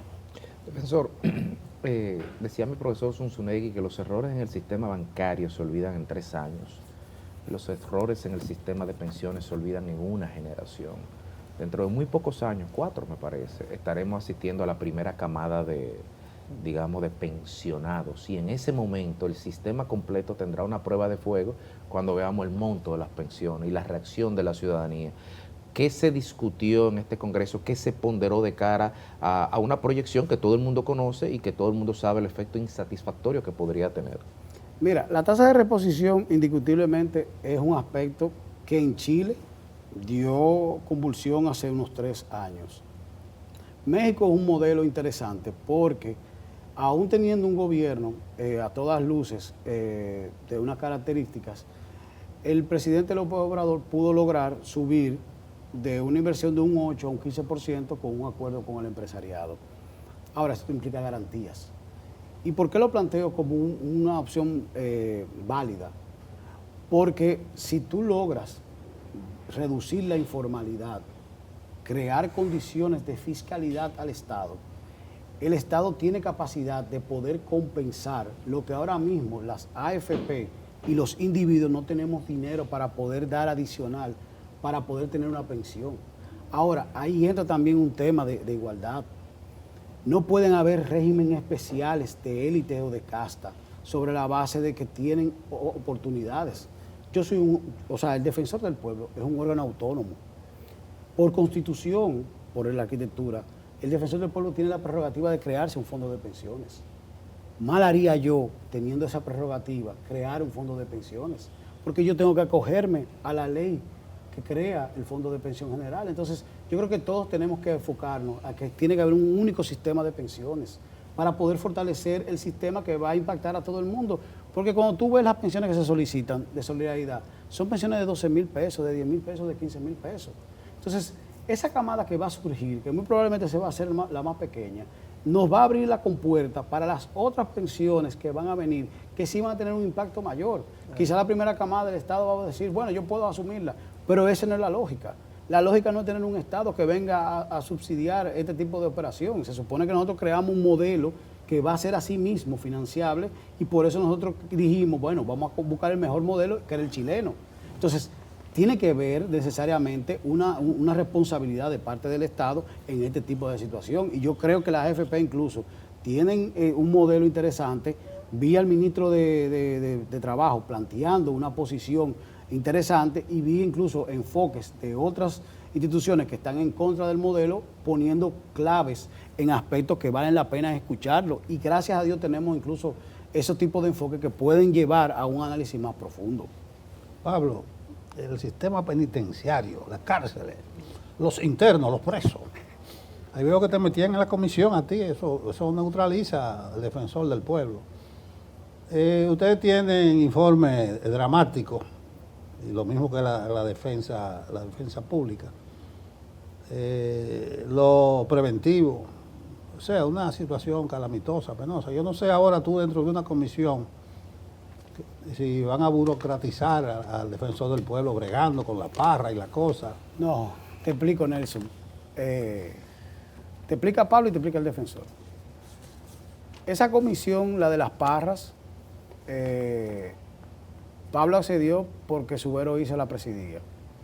Y esa visión del defensor en esa comisión es poder, junto a los 5 decanos, el magistrado Subero Isa, y profesor y mentor, junto con Rodolfo Valentín, poder validar lo que era la intervención en infraestructura que se iba a hacer en Las Parras para poderla operar.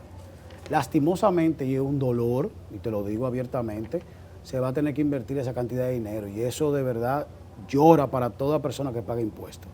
Y fue un adefesio el hecho de dejarla cerrada, y fue una irresponsabilidad, porque tú pudiste haber hecho un proceso de auditoría forense y llevarlo al uso, independientemente de que esté llevando un proceso penal, pero al mismo tiempo no fue entregada con las condiciones que debieron de entregarla, porque ahí carece del elemento eléctrico, por ejemplo, la subestación no está instalada, el tema del cableado, la parte sanitaria, lo que tiene que ver con aguas. Entonces el modelo cambió porque era una ciudad de 8,000 personas, ya se dividieron los 4 bloques, o sea, hay características y características. Dentro del punto de vista de lo que se va a realizar, la licitación vence el 15 de agosto y la responsabilidad de nosotros es justamente que el Ministerio de Vivienda no solamente la lance, la adjudique, y yo creo que los 5 decanos, incluso yo los felicito porque realmente se lo he dicho en público y en privado, vale la pena ver dominicanos de ese calibre. Los 5 decanos de esas 5 universidades dieron gala. Ahora, lo que se va a hacer con la victoria, el coordinador, el magistrado Subero Isa,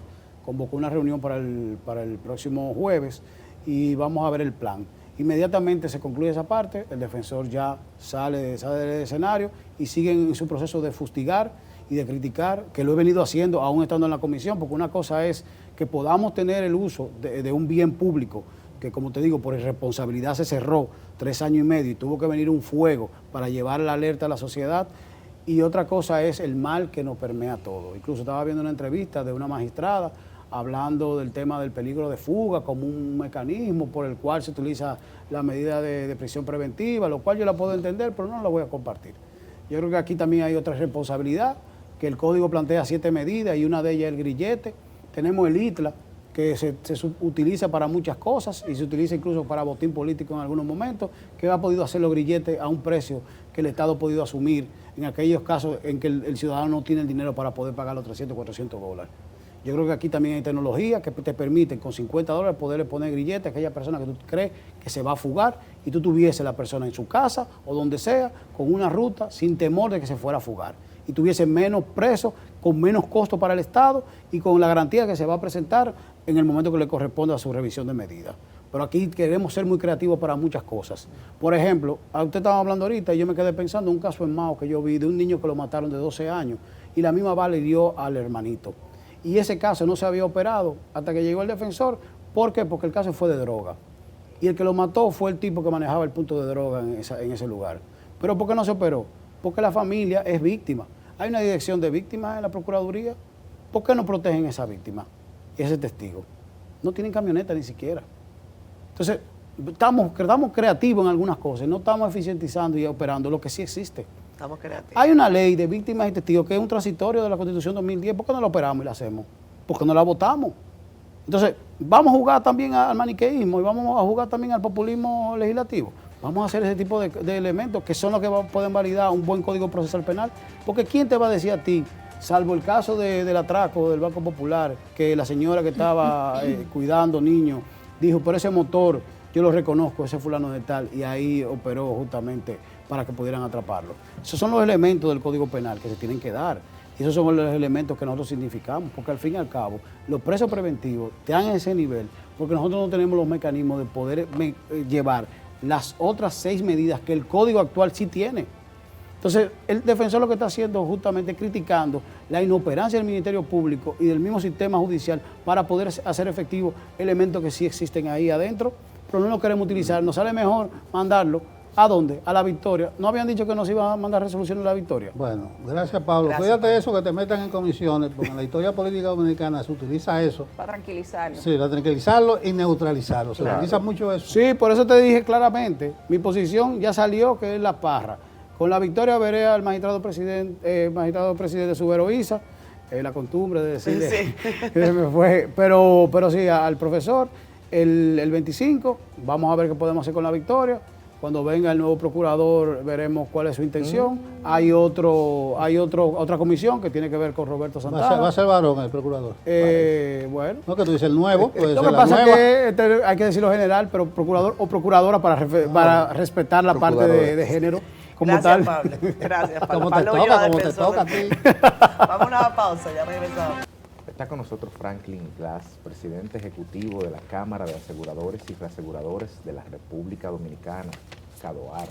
Y hoy estaremos hablando sobre seguros, desde luego, y sobre los reaseguros a propósito de todos estos impactos meteorológicos y muchas otras cosas que nos viven golpeando permanentemente en una sociedad tan poco acostumbrada a asegurarse o a poner candado después que les roban. Bienvenido, Franklin. Gracias por estar aquí.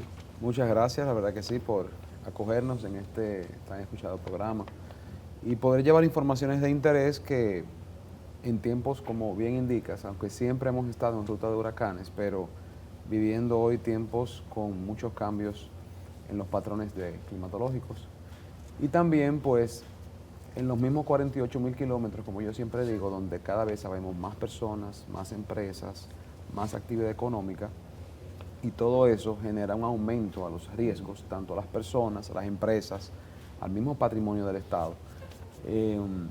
Y qué bueno poder llevar informaciones de interés y estos espacios que son los que nos abren también dentro de nuestra estrategia de comunicación, de llevar, de que sembrar esa semillita de esas inquietudes en temas de seguro para la población en sentido general.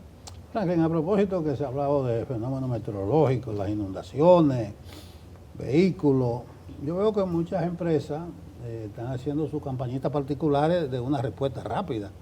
Ese mundo está tan así, tan efectivo.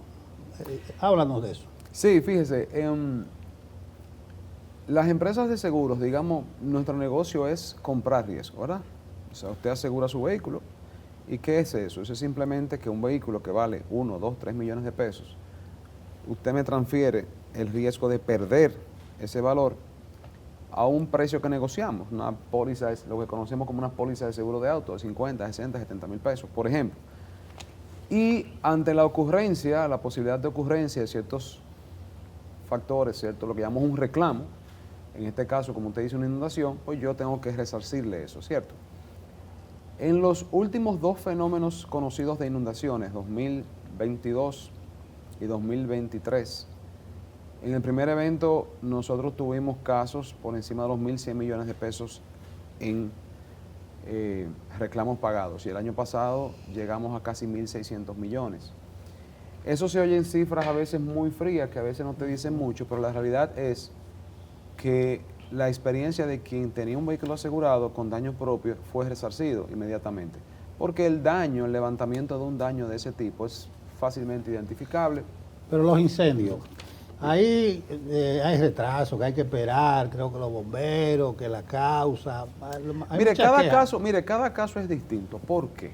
Nosotros vimos recientemente un incendio de una empresa que tenía temas de hilos, por ejemplo.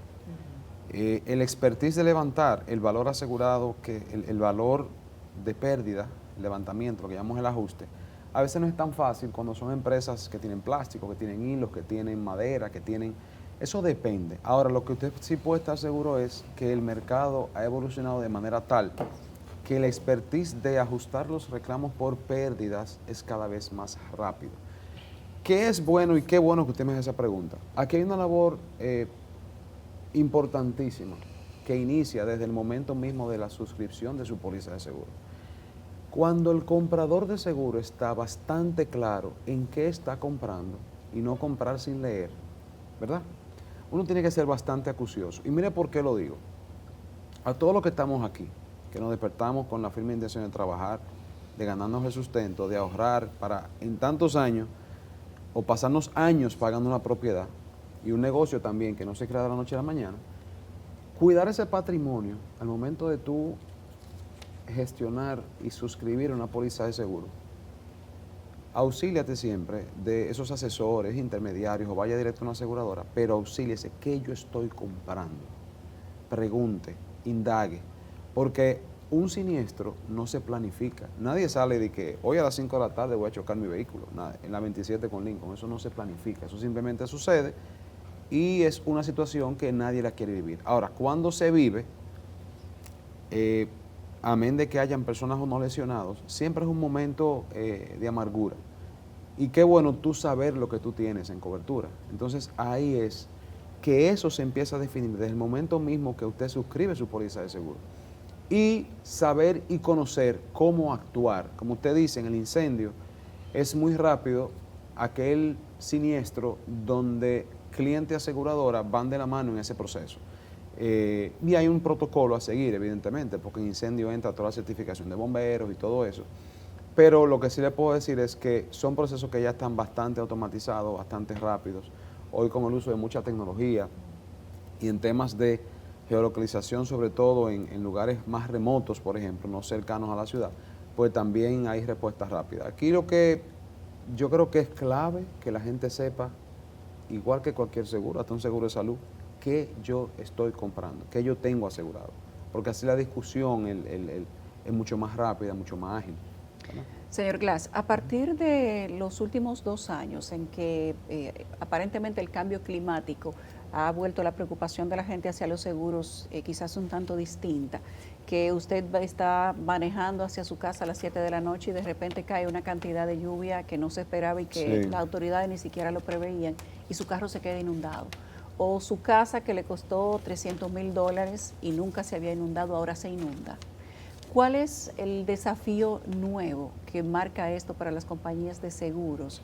Y si esta variación por el cambio climático ha movido de una manera distinta el comportamiento de los consumidores de los seguros. Qué buena pregunta, porque ese es el título del evento que tenemos esta semana, del Congreso. Pero sí, es un desafío. Fíjese por qué. No solamente República Dominicana, y usted mencionaba la palabra reaseguro. Yo, antes que nada, quiero decirle que respeto mucho su labor como comunicador, que es bastante responsable. Y por eso uno tiene que venir aquí con mucho cuidado de no mal informar, tratar de ser muy claro. Pero fíjense, Las aseguradoras a la vez nos reaseguramos, ¿verdad? El reaseguro es lo que llaman el seguro del seguro. Porque yo tengo como aseguradora un cúmulo de riesgos, todos esos carros asegurados, vivienda, seguro de salud, y digo, bueno, para yo seguir creciendo y dispersar mis riesgos como aseguradora, más allá del patrimonio propio que tengo, busco al reasegurador, que es quien comparte riesgos conmigo. ¿Qué sucede? ¿Dónde viene el desafío y riesgo? Que tanto aseguradores como reaseguradores, que somos los que tomamos el riesgo de las personas y de las empresas y gobiernos, nos estamos viendo afectados con un patrón de clima distinto, porque, por ejemplo, en el ramo de autos, los 100 años anteriores, tú calculas cuántos daños por inundación teníamos, eran mínimos, y en 2 años tenemos más de 2.000 millones de pesos solamente en inundaciones de 2 lluvias. Entonces, amén de todos aquellos siniestros que ocurren normalmente en el día a día. ¿Qué sucede? Ya eso empieza a mostrar patrones distintos, patrones de conductas. Aunque más personas hoy tomen la conciencia de asegurarse, pero tenemos que prever que este tipo de cosas empiezan a suceder de una manera más consecuente, con mayor frecuencia. Entonces, ¿qué sucede? Si ustedes se fijan en los últimos 5 o 6 años, ¿qué ha sucedido? Huracán María en Puerto Rico, 2017, pérdidas por 110.000 millones de dólares. La economía dominicana todavía no llegaba a ese monto en el PIB en el 2017. Esa fue la pérdida de Puerto Rico. Amén de lo que estaba asegurado. Puerto Rico un país altamente asegurado. México recientemente Otis, ustedes vieron en Acapulco, un huracán que 24 horas antes era tormenta tropical y en menos de 24 horas desarrolla un ciclón categoría 5, nadie lo pudo prever, y las pérdidas por encima de 30.000 millones de dólares en esa zona costera turística. Recientemente vimos cómo Beryl pasa por el sur de República Dominicana, primer evento en la historia de esta región, que un 30 de junio tenemos un huracán categoría 4, el 1 de julio categoría 5. Aguas que se están calentando 3 meses antes a temperaturas que las temperaturas de agosto las estamos viendo en marzo y abril. Entonces tú dices, vamos a ver una cosa, hay cosas que están cambiando definitivamente, no es un tema de moda, no es una conversación aérea, no, esto está sucediendo.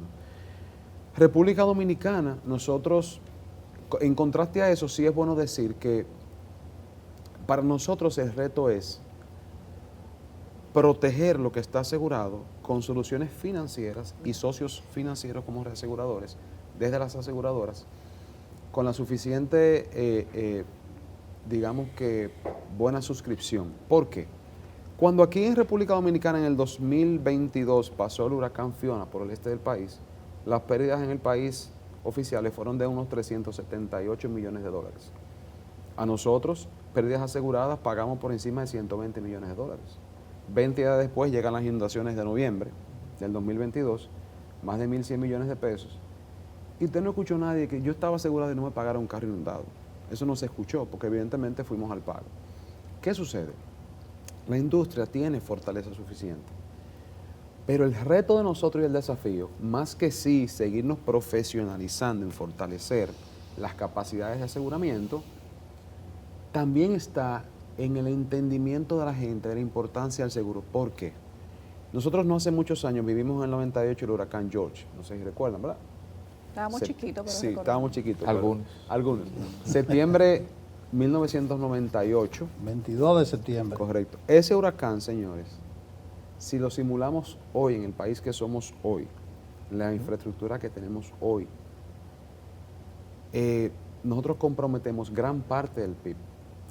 Nosotros saludamos de una manera muy positiva, y lo digo de verdad, con mucha honestidad, que en este evento que estamos haciendo, quizás por primera vez desde el seno de la Cámara, públicamente estamos trayendo a la conversación al gobierno hacedor de políticas públicas que maneja el Plan Nacional de Mitigación de Riesgos, que es el Ministerio de Economía, Planificación y Desarrollo, evidentemente nuestro regulador, Superintendencia de Seguros, al empresariado privado en el nombre de CONEP, ANGE, CODOPYME, y todos nos vamos a sentar con los reaseguradores, y decir, bueno, ¿cómo construimos en los próximos 10 años el sector seguros que queremos y la resiliencia? O sea, ¿quiénes estamos ahí?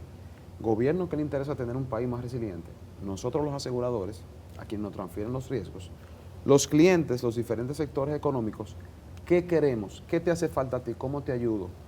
Y de parte de nosotros también, ¿cómo podemos mejorar, evidentemente, la penetración en la conciencia de las personas de asegurarse como una herramienta para mantenerse y sostenerse en el tiempo. Señor Glass, finalmente, porque se nos ha acabado el tiempo, nos gustaría que nos recordara las claves de este evento, en dónde va a realizarse, el día, cómo la gente puede asistir, para ya concluir con la entrevista. Sí, el evento se desarrolla este miércoles y jueves, días 24 y 25 de julio, en el nuevo Hotel Marriott Piantini, de aquí de la avenida Abraham Lincoln.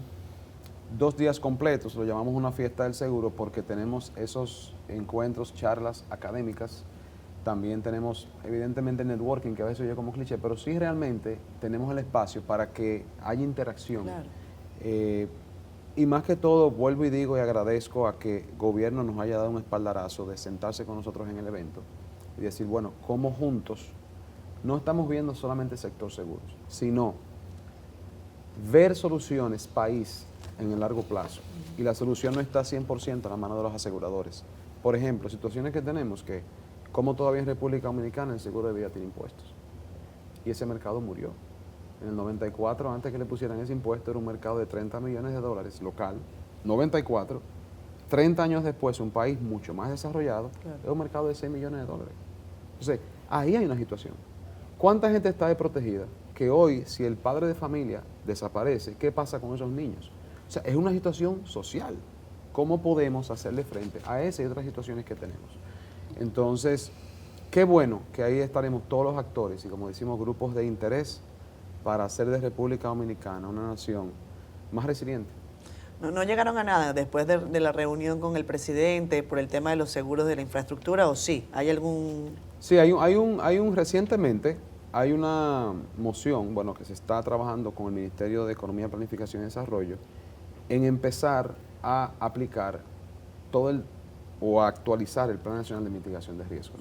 Porque sí estamos viendo cuáles son esas infraestructuras básicas que el gobierno por lo menos tiene que asegurar. Puentes, elevados, aeropuertos, puertos, hospitales, escuelas. Eso es lo básico que tiene que funcionar.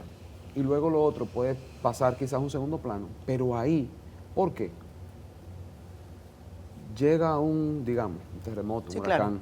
la zona este, hoteles. Ok, los hoteles están asegurados. De una vez se El gobierno restablecen. tiene que reconstruir de cero. Están funcionando, pero si el aeropuerto y la carretera están infuncionales, no llegan los turistas. Ahora mismo ninguna de esas infraestructuras está asegurada.